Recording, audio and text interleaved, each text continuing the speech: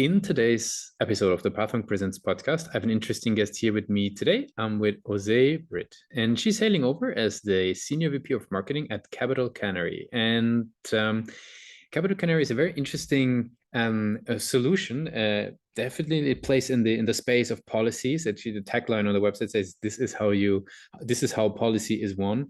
To support you guys in getting an edge to win policy debates. We want to really deep dive in which use cases the technology is actually being used, what organizations benefit the most, and also how Jose is thinking about growth for the company. So welcome to the show. Thank you so much, Lucas. I'm happy to be here. Of course. Happy to have you on the show. So maybe give our listeners a quick overview. What is Capitol Canary all about in your own words? Yeah, so Capitol Canary is a software company, and we help government affairs and advocacy professionals in corporations, nonprofits, and associations really advocate on issues that they care about. That is a very succinct and very clear description. What types of organizations you mentioned the categories? Is there certain sort of like verticals? Is there certain types of governmental organizations that would benefit the most? Does it run the gamut? Maybe give us a bit of an insight. Who would be the typical or a well-suited client? Yeah, it really does run the gamut. Definitely nonprofits who are doing grassroots type advocacy is a big portion of our customer base. Also, associations that are representing a group of other types of companies that can be by industry or by profession. We represent, those are customers of ours as well. And then also corporations. So a lot of the larger corporations will have a government affairs, government relations team, and I'd say it probably tends to skew more on those industries that are regulated or have any kind of government legislation that would impact them. So when you think of big tech, oil and gas, healthcare, financial services, those are the types of companies that will tend to have some type of government relations, government affairs teams, because they're going to want to track any kind of legislation that may be pending that may impact, or regulatory issues that may impact how they do business. And it really hits at all levels. It's at the federal level, so stuff that's going through Congress, but also at the state and local levels as well. So you have some disruptor companies, like think about your Airbnbs, or like those scooter companies like a Lime, that are actually dealing with cities and local governments who are putting regulations on what they can and can't do. So our software helps, like I said, all three of those segments: nonprofits, associations, and corporations, that really want to advocate on certain types of issues, regulations, or legislation. Okay, that gives a very, very good overview. So, who would you say are the champions within those organizations? Like, what's the role? Is that typically like somebody that is sort of from a project management angle that is coming in, or is it an operational angle? Is it maybe even leaders of those organizations that are raising the hand and say Capitol Canary is something that they should bring in? Who's the typical champion? Yeah, so at the nonprofits and associations, we usually have somebody that's in an advocacy type of role.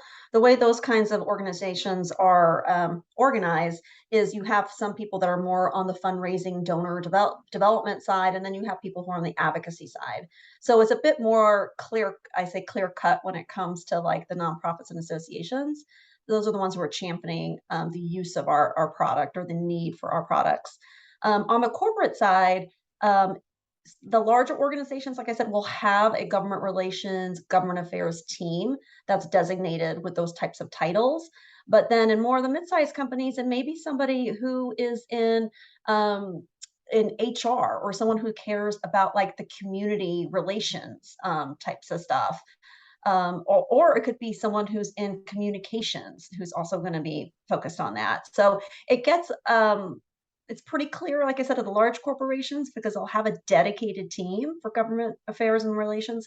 But when you get smaller, mid-sized organizations, we may be working with people who are more on the HR or PR communication side. Okay, that makes sense. Now, how do these folks learn about Capitol Canary? Like, what is sort of the journey that they're going through? What are the channels, for that matter, that you guys leverage for them to, actually learn and get started with the solution? Yeah, so we definitely take a multi-channel, approach. I think in B2B marketing today, I think you have to. You can't be too weighted in one channel, over the other.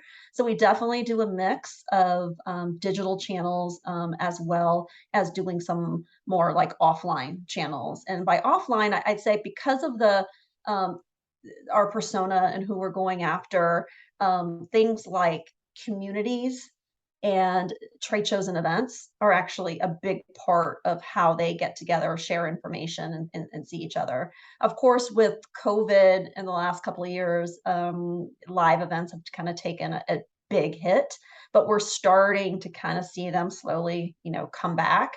And we actually were just at an event this week in Denver, Colorado.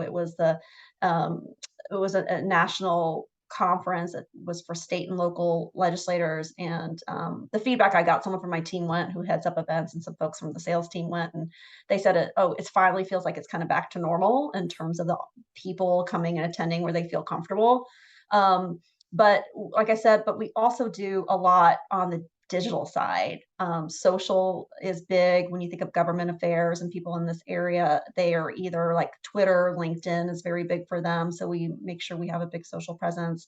And of course, we do paid search. I think everybody has to have paid search presence. Our website, is at the heart of everything. Like that's where we're always trying to drive traffic and get people to, because that's where they're going to convert Mhm. into asking for a demo, wanting to see, our product. We have a bunch of really great content, so content marketing is a big piece of that too. But I think what I'm finding is, so I joined the company beginning of May, so it's been about 3 months. I've been in SaaS for a long time, but working in this kind of this government affairs advocacy area is new for me. So one thing I've noticed that is very strong are the communities and the like associations that people in government affairs are a part of, and they're very active in them. So I think for our business particularly, it's important for us to have those strong relationships. For instance, we work with Women in Government Relations. That's a big, partnership of ours.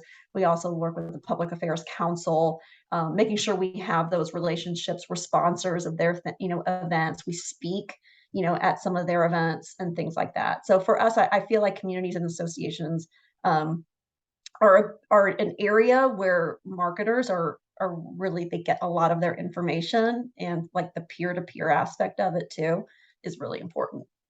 Makes sense. You mentioned the website there, and then sort of, Mhm. how is the core or the heart of their journey in the end. Now, I love to ask marketers, because the website is always sort of an evolving and growing piece of work. Where do you see sort of a strength of Capital Canary's page versus where do you even see room for further improvement down the line? Yeah, so we just went through a huge rebrand in February. So we used to be called Phone to Action, and now we're Capital Canary. Mhm. The reason is we've really expanded our product offering. When we started, like we were really grounded in advocacy and actually text messaging, getting grassroots, mobilizing people through text, hence the name Phone to Action. But as the company has grown, as our product line has grown, we're much more than that. And so we went through a rebranding in February. And so I think our website is completely different. It's just visually, it's, I think, from a user experience standpoint, it's much better. But we've also, been leveraging other tools on it. Like we're using chat, and we've had chat now. I think we brought it on last fall, but we're now leveraging it better and than I think we were before, where it was more reactive. Now we're being more proactive. We have more Mm. custom playbooks on the various pages that people are on, because there's a wealth of information and data that you can get, and you have to make sure you're taking advantage of it. And if you're noticing people that are on your site that maybe say a top tier prospect account that you've been going after, you have the ability to do a live view and see who's on it at what time, and pop in there in the chat and see if you can give them any help or engage them in a conversation. So I'd say from that aspect, we've made improvements.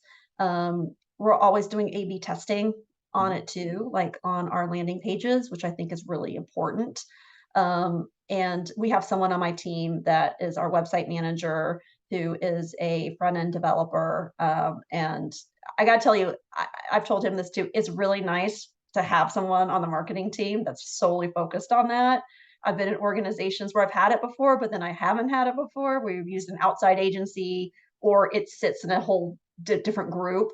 But having someone embedded in the marketing team whose focus is the website and optimization of the website and making changes. Like, so we're constantly trying to optimize and do any kind of A/B testing because I think one part of it is getting the traffic there. And so you do that through your ads, your paid search, your paid social, your content marketing.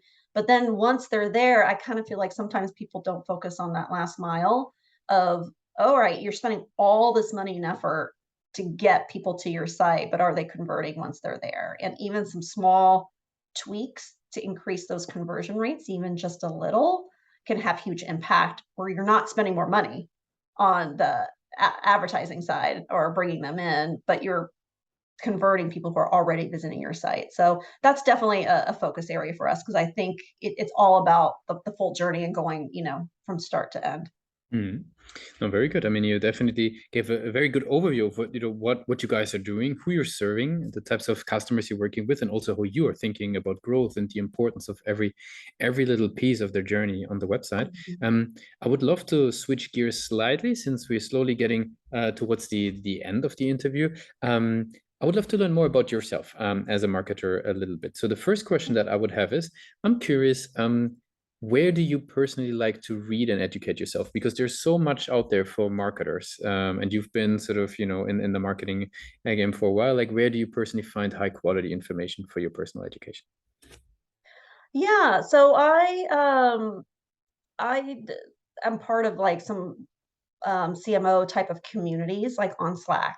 So I Mhm. find a lot of really good information on there because there's one in particular I'm part of that's like a closed community, so it's invite only. And what's so refreshing about that is that people are just completely like honest, vulnerable, like we're all in the same boat. And so if you try something and it doesn't work, or you need help in a particular area because you may not be your strong suit, I think in a marketing role, I think marketing leaders have the broadest range of responsibilities than I think anyone on an executive leadership team. So it's everything from, you have to know about PR and communications, you have to know about product marketing, you have to know about digital, you have to, content. There's like a lot.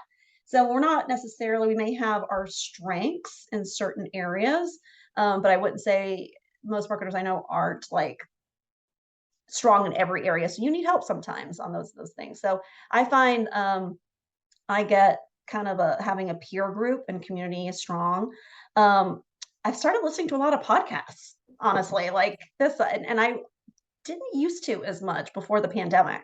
But I think once the pandemic hit, I started listening to a lot more podcasts. And I love personally a lot of the entrepreneurial ones, like How I Built This, with Guy Raz. I also listen to Freakonomics Radio, Planet Money. So that's just me personally. I like to know what's going on, like in the market and the economy, entrepreneurs, like how they've started stuff. And the best thing I like about How I Built This is the stories they will always have some failures. Like there's always ups and downs before they kind of like hit it big and hit that success metric. So those are two areas. And then I also just look, pretty active just on LinkedIn. I think I'm more of Mhm. a lurker. I do post stuff on there, but I think I'm more of a lurker than I am like a poster. But that's another area that's a good resource for me. Awesome. No, that definitely tells us a little bit how you researching, where you find valuable information. For the very last question, as we, wrapping it up for the interview for today, I would love to ask you if, if we go back to the days, let's say, of Carnegie Mellon, right? You're heading out of Oh, formal yeah. education into the world of marketing and business. What's the one advice that you would give yourself for your journey as a marketer?